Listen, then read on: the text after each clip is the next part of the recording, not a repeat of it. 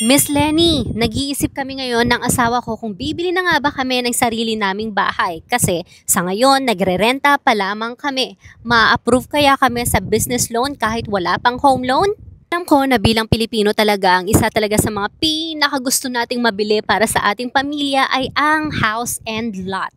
Kaya naman kapag nagkakaroon na tayo ng magandang trabaho, na merong magandang sahod o kaya naman meron tayong mga hustle sa buhay at kumikita na tayo ng maayos, house and lot talaga yung una nating naiisip. Lalong-lalo na kapag zero down payment daw o kaya naman mababa ang interest. And there is nothing wrong with that. Yun ay kung priority mo talaga ang pagkakaroon ng house and lot dahil malalim ang hugot mo.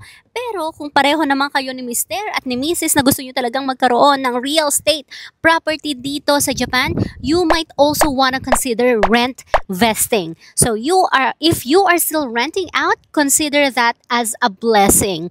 Pwede ka munang magstay diyan sa nirerentahan mo, and then kapag okay naman talaga ang finances nyo ni Mrs. or ni Mr., you can apply for a business loan. Ask your banks muna sa pagkakataong to. Magpa-pre-assess ka muna.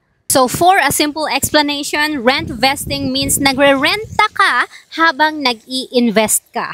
So hindi muna home loan ang iyong uunahin, kundi business loan or apato loan. And if you want to join our Zoom webinar para mas matuto ka pa, join on our session on November 1st. At sabay-sabay tayong mag-aral at matuto. Good morning blessing! This is Lenny Sensei ng Paupahan dito sa Japan.